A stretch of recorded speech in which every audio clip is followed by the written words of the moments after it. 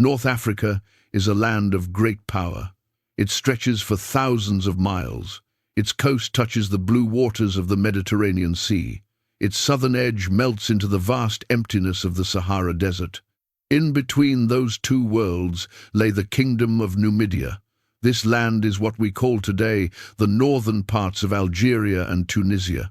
It was not a small place. It was a land of warriors, horse breeders, farmers, and kings. It was a land that the world would one day be forced to take seriously. The Numidians were Berber people. Berbers are among the oldest people in North Africa. They have lived on that land for thousands of years. Long before the great empires of the ancient world rose up, Berber tribes were already building their lives along the coast and across the wide, flat plains. They grew crops, raised animals, and built towns. But above all things, the Numidians became known for one very special gift. They could ride horses better than almost anyone on earth. The horses of Numidia were small but strong. They were not the tall, heavy horses of Europe, but they were fast and light. They could turn quickly. They could run for a long time without getting tired. The Numidians raised these horses from birth. The bond between a Numidian rider and his horse was unlike anything seen in the rest of the ancient world. A Numidian boy learned to ride before he was old enough to do most other things. By the time he was a young man, he and his horse moved like one living thing. What made the Numidians truly different was how they rode. Most cavalry in the ancient world used saddles and reins. They needed these tools to control their horses, but the Numidians rode without saddles and reins. They guided their horses using only their legs and the touch of a small stick or rod. This sounds almost impossible, but it was real. Roman and Greek writers both recorded this fact with great amazement. They watched Numidian riders move across battlefields in ways that seemed to break every rule of what was possible on horseback. The Numidian cavalry soldier carried a small round shield made of animal skin. He carried several short javelins built for throwing. He wore little armor that was built for speed, not for standing still and taking blows. His job was not to fight face to face. His job was to move. He would rush forward and throw his javelins. Then, before the enemy could react, he would pull his horse away and circle back. He would attack from the side. He would attack from behind. He would make the enemy turn and turn again, never knowing where the next strike would come from. This style of fighting is called hit-and-run warfare, and the Numidians had mastered it long before anyone else. The ancient world in the time of the Numidians was a place of rising powers. In the eastern part of the Mediterranean Sea, great civilizations had already come and gone. The Egyptians had built their pyramids. The Greeks had fought their wars. The Persians had built a massive empire. But now, in the western half of that same sea, two new powers were rising fast. One was Carthage, the other was Rome. These two cities were growing stronger every year, and both of them had their eyes set on the same prize. They both wanted control of the Mediterranean world. Carthage was a great city built on the coast of North Africa. It sat on land that is today part of the country of Tunisia. Carthage was one of the most powerful cities in the ancient world. It was built on trade. Ships from Carthage sailed across the sea in every direction. Carthage had gold, it had silver, it had a powerful navy, and over time it built deep connections with the peoples who lived around it. Among those connections, one of the most important was the one Carthage built with the Numidians, who lived just to the west. The Numidians were not part of Carthage. They were their own people, with their own kings and their own lands. But Carthage and Numidia were close neighbors. They shared the same part of the world. Over time, they built real relationships. Numidian kings married into Carthaginian families.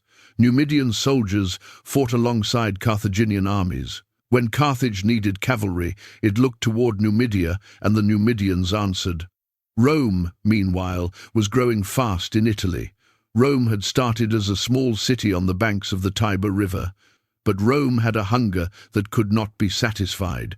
It swallowed one person after another. It conquered the tribes of Italy one by one. It built an army unlike anything the world had seen before. Roman soldiers were disciplined, organized, and trained to fight and keep going.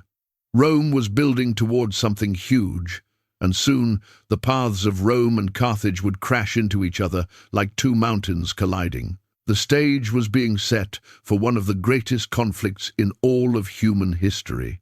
And in the middle of that conflict, riding fast across the dusty plains of ancient battlefields, were the warriors of Numidia. Their story was about to become part of something much larger than themselves. A story that would shake the entire ancient world from one end to the other. The conflict between Rome and Carthage did not start overnight. It grew slowly, like a dark storm building far out at sea, growing stronger with every passing season. Both cities wanted to be the undisputed master of the Western Mediterranean. Both cities were fully willing to fight and bleed for that prize. The question was not whether war would come. The question was only when it would finally arrive and what form it would take when it did. The first time Rome and Carthage went to war, it was over the island of Sicily. Sicily sat right between Italy and North Africa. It was like a stone bridge between the two worlds. Whoever controlled Sicily controlled a key part of the sea and everything that moved across it. The war that started over Sicily became known as the First Punic War. It lasted for 23 long years. It was bloody and exhausting for both sides. In the end, Rome won. Carthage lost Sicily. Carthage was forced to pay a heavy price in silver, and Carthage burned with anger. But Carthage did not give up. Under a general named Hamilcar Barca, Carthage moved into the lands of Spain. Spain was rich in silver mines and filled with strong young men who could be trained as soldiers. Hamilcar built a new base of power there. He trained a new army. He raised his children to see Rome as the enemy. One of those children was a boy named Hannibal.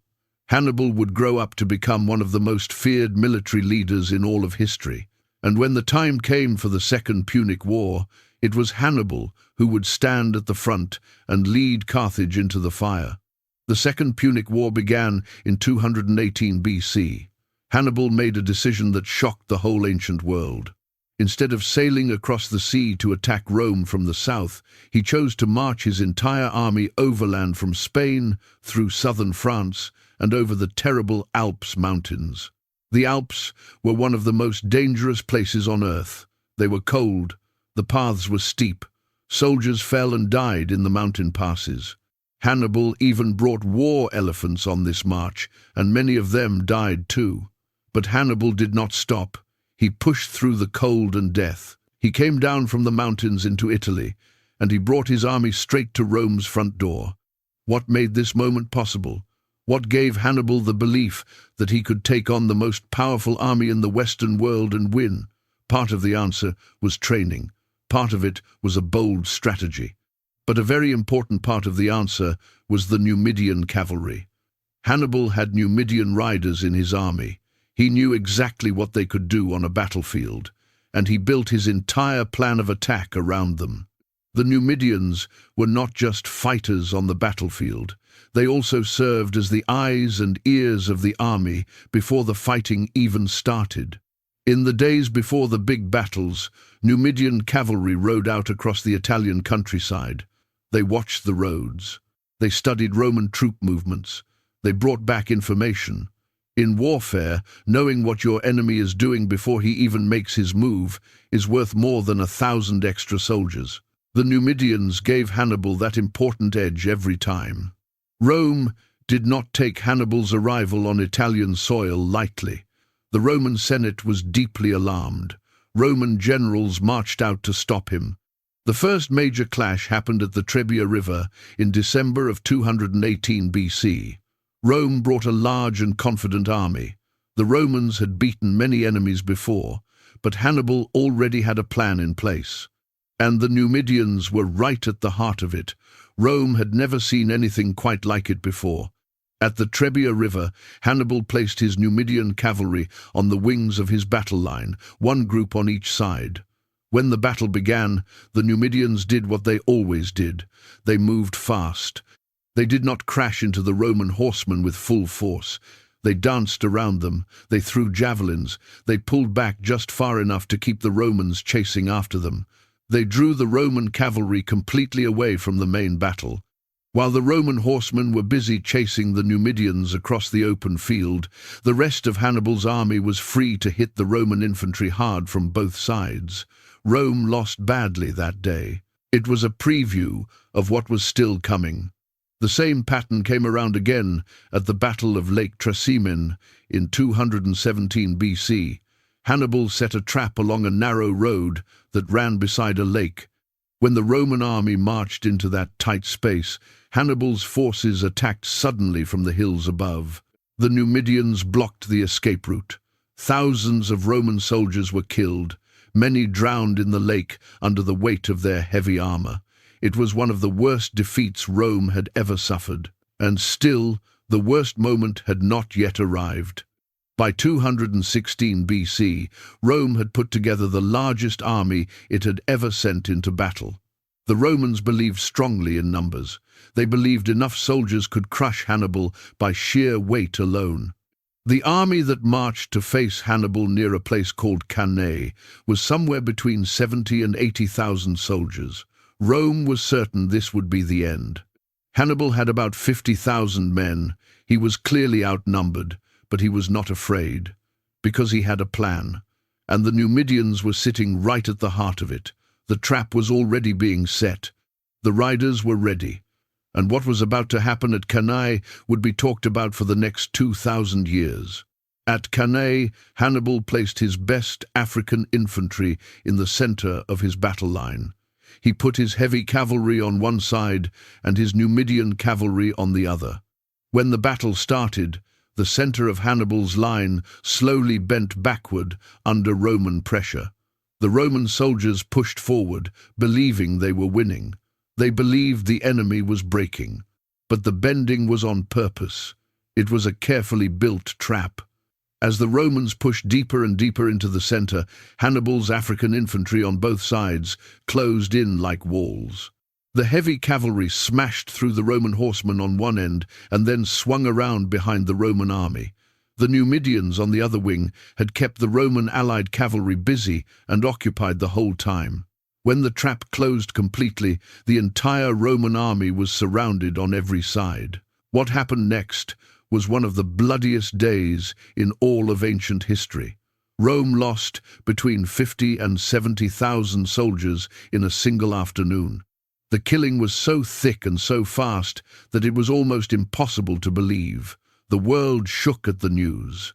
The name Cannae would be remembered and studied for the next 2,000 years as the perfect battle, the greatest trap ever set on a battlefield. And the Numidian cavalry had been one of the most important pieces that made the whole plan work. Without them holding the Roman allied horsemen in place, the trap could not have closed. Cannae belonged to the Numidians just as much as it belonged to Hannibal.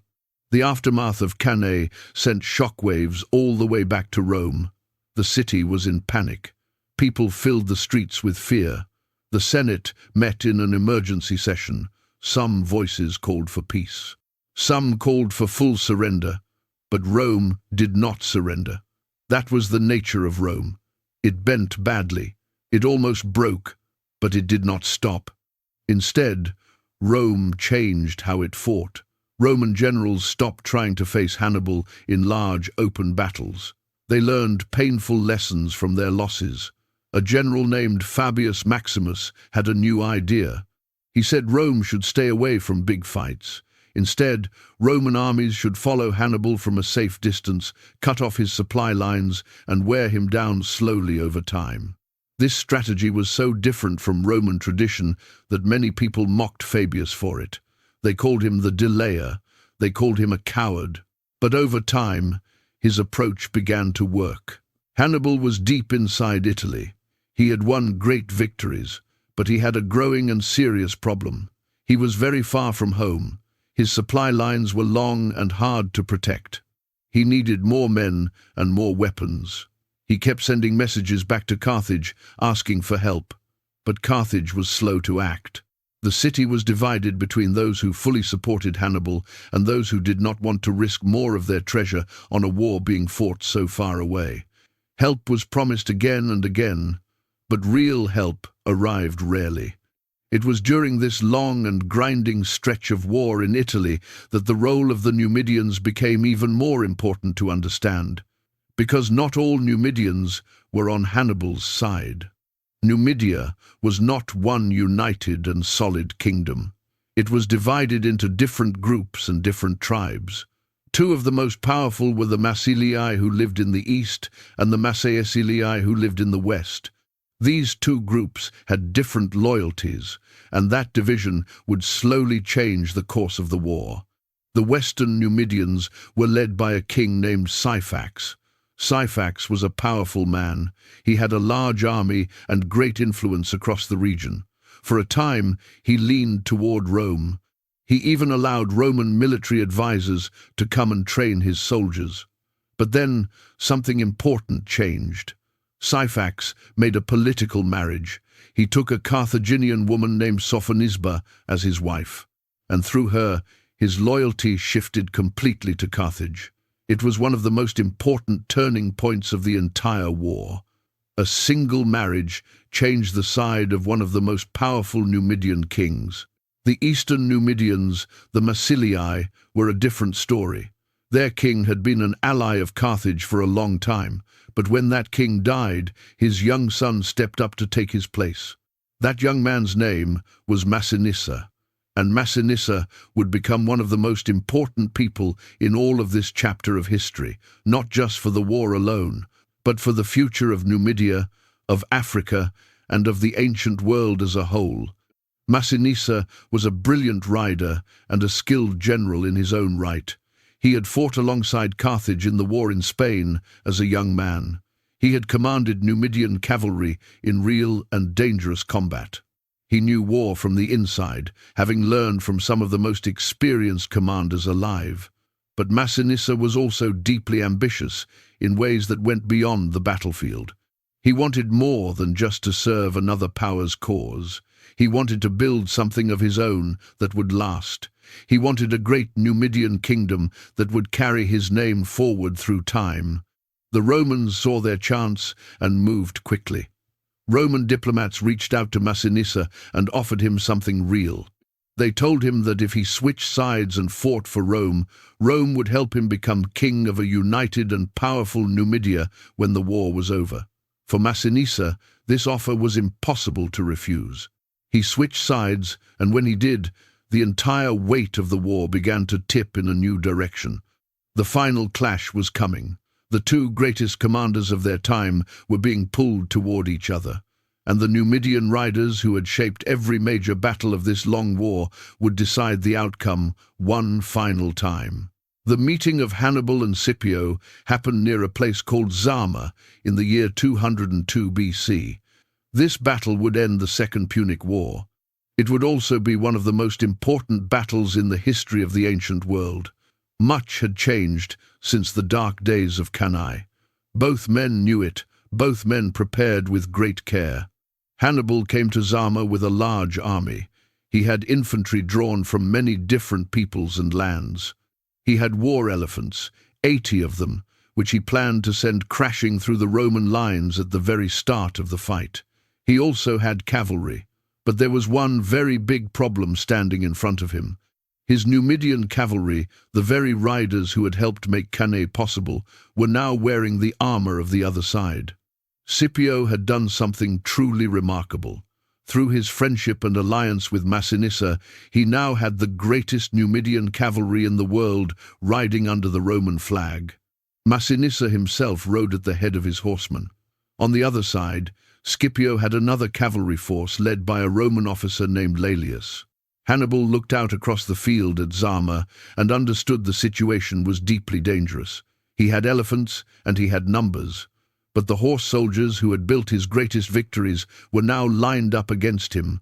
The battle opened with the elephants. Hannibal sent all 80 war elephants charging hard toward the Roman lines. It was supposed to cause panic, and tear the Roman formation apart, but Scipio had prepared carefully. He opened long lanes in his battle formation for the elephants to pass through. Roman soldiers used loud horns and noise to frighten many of the animals off the field. Some elephants panicked and turned back, running into Hannibal's own cavalry on the wings. The elephant attack, which was supposed to be Hannibal's opening weapon, turned into something that hurt his own army. Then the cavalry moved. The Numidians under Massinissa smashed hard into Hannibal's cavalry on one wing. The Roman horsemen under Laelius drove off Hannibal's other cavalry on the opposite side. Both groups chased the fleeing enemy riders away from the battlefield entirely. This left the Roman infantry standing face to face with Hannibal's infantry in the center. It became a hard and grinding fight. Hannibal's veterans were skilled and experienced soldiers. For a time, the battle in the center was even. Neither side was giving way. But then something changed the entire course of the day. The cavalry came back. Massinissa and his Numidian riders, having driven away the enemy horsemen, turned their horses around and charged into the rear of Hannibal's army. This was almost the exact move that Hannibal had used against Rome at Cannae. Now it was being done to him. Struck from the front and from behind at the same time, Hannibal's army collapsed. The battle was finished. Carthage had lost. The peace terms that followed were devastating for Carthage. Rome stripped the city of its entire navy. It took away all overseas territories. It forced Carthage to pay enormous sums of silver for the next 50 years. Carthage was left standing but completely broken. It would never threaten anyone again. And Massinissa, whose decision had made Rome's victory possible, was rewarded exactly as promised. He became king of a united Numidia, ruled for more than 50 years, and built it into one of the most powerful states in all of North Africa. Massinissa was not only a soldier, he was a builder of nations. He pushed farming forward in Numidia. He encouraged his people to grow grain and raise towns from the ground up. He turned a land known for its wandering horse riders into a real kingdom, with growing cities, active trade, and a deep culture. He was proud of where he came from. He was proud of his African roots. And he never forgot the tradition of the Numidian cavalry that had made everything around him possible. He proved that a kingdom built on the talent of its people could stand tall beside any power in the world. But history never stands still for long. After Massinissa died, the kingdom he had worked so hard to build began to weaken slowly from within. His many sons and grandsons fought each other over who would hold power. Rome watched all of this very closely.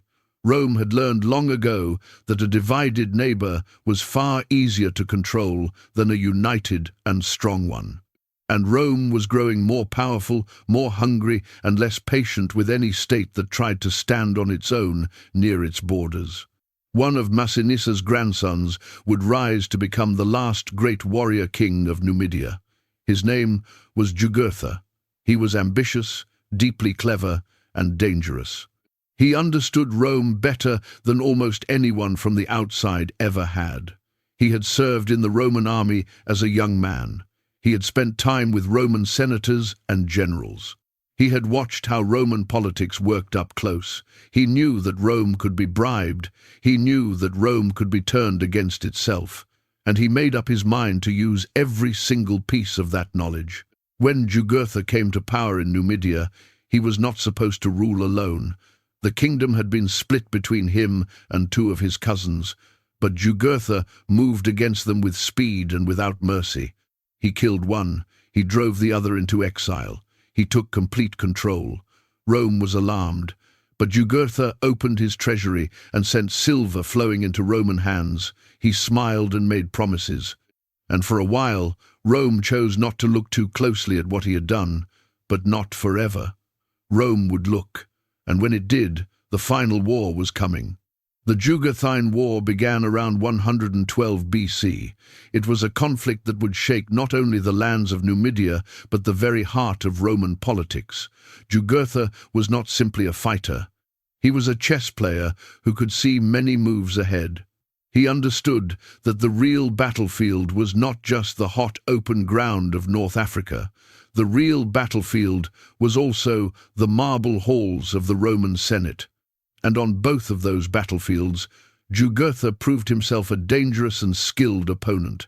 He was also a man who had grown up watching Rome swallow kingdoms whole, and he refused to let Numidia be next. When Roman armies arrived in Numidia, Jugurtha did not march out to meet them in big open battles, the way Hannibal had fought across Italy. He was too wise for that. He understood clearly that Rome was stronger in that kind of direct fighting. Instead, he turned the land itself into his greatest weapon. He moved his forces deep into the open desert. He used the vast, empty spaces of North Africa in ways that Roman soldiers were completely unprepared for. Roman soldiers were not trained for this kind of heat. They were not ready for enemies who attacked from nowhere and disappeared like smoke before any response could be organized. The Numidian cavalry was once again at the very center of this strategy. Jugurtha used his riders exactly the way Numidian cavalry had always fought. Fast strikes out of nowhere. Quick retreats before the enemy could react, cutting off Roman supply lines far from the main camps, setting ambushes on the march through dry and open country. The Roman armies chased Jugurtha across North Africa, and every single time they thought they had him cornered, he and his riders slipped away. Roman commander after Roman commander came to finish the war and left with nothing to show for it. One general actually signed a peace deal with Jugurtha, so embarrassing that the Roman Senate rejected it with fury. Jugurtha's ability to avoid defeat again and again was not only about military skill, it was also about money and the long reach of his influence. He bribed Roman officials. He paid for time. He worked to create divisions inside Rome between those who supported aggressive war and those who wanted a cheaper peace. At one point, according to ancient writers, Jugurtha reportedly said that Rome was a city for sale, and that if he had enough silver, he could purchase it completely. Whether he spoke those exact words or not, the truth inside the statement was clear. Jugurtha understood the weaknesses of Rome as deeply as he understood the strengths of his own people. But Rome was never truly done. After years of embarrassing failure in the field, the Roman Senate turned to a new kind of general. His name was Gaius Marius. Marius did not come from a noble Roman family. He had no ancient name behind him. He had built everything he had through hard work, intelligence, and raw military talent. He was a soldier's general, the kind of man who slept in the same conditions as the men under his command. And he had a plan for finishing what others had started. Marius rebuilt the Roman army piece by piece. He made it more flexible, more professional, and far better prepared to fight in difficult conditions. He brought a reinvigorated force into North Africa with fresh energy and a clear sense of purpose. He pushed against Jugurtha harder than any Roman before him had managed to, but Jugurtha was still difficult to pin down. He still used the open desert. He still moved his cavalry fast. He still refused to be drawn into the kind of big-set battle where Rome held the advantage. The war ground on. The final fall of Jugurtha did not come from any battle. It came from betrayal. Jugurtha's last hope was the loyalty of his father-in-law, a king named Bocchus, who ruled Mauritania to the west of Numidia. As long as Bocchus stood with Jugurtha, Jugurtha could keep running and surviving, but Rome worked on Bocchus steadily and patiently. Roman diplomats offered him land, safety, and a better future with Rome instead of a future tied to a hunted man. Bocchus weighed his choices carefully and in silence, and then he chose Rome over Jugurtha. Bocchus called Jugurtha to a meeting, making it seem like a gathering between allies planning their next move. Jugurtha came without suspicion, and there, in that quiet and terrible moment, Jugurtha was seized and handed to the waiting Romans. The officer who received him was a man named Sulla. Sulla was so proud of this moment that he had it carved onto a ring he wore for the rest of his life. But Sulla's pride would feed a bitter and violent rivalry with Marius that later tore Rome apart in civil war. Even in chains, the last Numidian king had set forces moving inside Rome that the city could not fully control. Jugurtha was brought to Rome in chains. He was paraded through the streets as a prize of war in the great triumphal procession of Marius. He was then thrown into a stone prison beneath the city called the Tullianum. He was executed there in 104 BC, in the cold, dark, deep below the ground. He died the way many great and dangerous men throughout history have died, alone, defeated, but not forgotten. Numidia, once a proud and powerful African kingdom, was folded into the Roman world as a dependent state. Its great cavalry tradition did not disappear. Numidian riders would continue to serve in Roman armies for generations to come. Their skill on horseback was still valued and still feared, but they were no longer riding for themselves or for their own kingdom. They were soldiers in someone else's empire now. Their independence, for which so many had fought and died, was gone. The story of the Numidians does not end with the death of Jugurtha. It does not end with the fall of their kingdom. The story of the Numidians lives on in every battle where cavalry decides the result. It lives on in every military classroom where students study Cannae. It lives on in the history of Africa, a history that is older, deeper, and far more powerful than the wider world has often been willing to see or accept. Step back now and look at the full picture. For nearly 300 years, from the early Punic Wars all the way through the Jugurthine War, the Numidian cavalry shaped the path of the ancient world. They helped Hannibal come closer to destroying Rome than any enemy ever had before. They helped Scipio end that threat forever at Zama. They helped Massinissa build one of the strongest kingdoms in all of North Africa. They helped Jugurtha hold the greatest military force on earth at bay for years, using nothing but speed, desert sand, and a warrior's mind. At every key turning point, the riders of Numidia were there. What does this mean for how we read and understand history? It means that Africa was never a quiet place sitting on the edges of someone else's story. Africa was a living, breathing, active force at the center of the ancient world. African warriors, African kings, and African thinkers shaped the events that built and broke the greatest empires of their time. The Numidians were not footnotes in someone else's book. They were authors of the world's story, and for far too long, the weight of what they did has been left out or pushed aside. The Battle of Cannae is still studied in military schools around the world today. It is the perfect example of double envelopment, of surrounding an enemy and destroying them from every side at once. Generals have tried to copy it for 2,000 years. Hannibal is rightly praised as one of the greatest military minds who ever lived.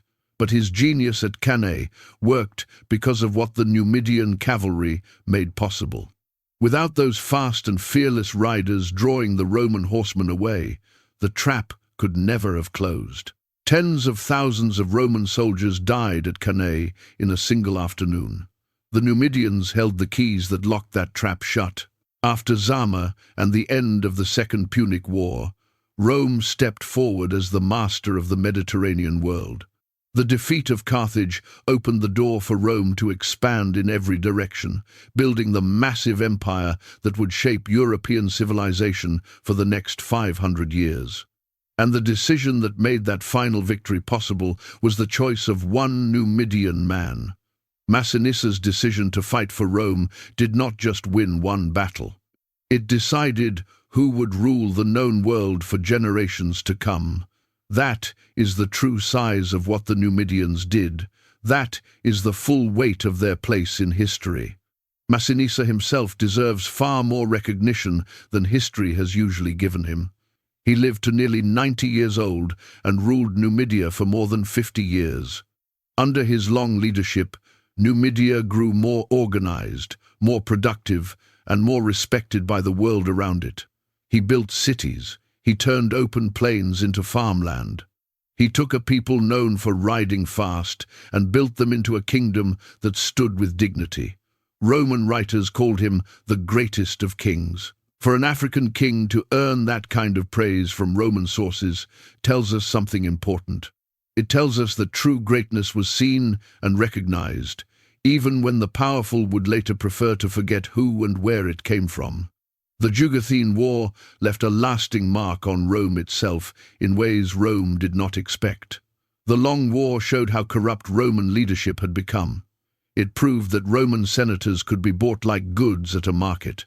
The public rage over Rome's shameful handling of the war against Jugurtha pushed citizens toward reformers like Marius. Marius then rebuilt the Roman army in ways that changed how it worked forever.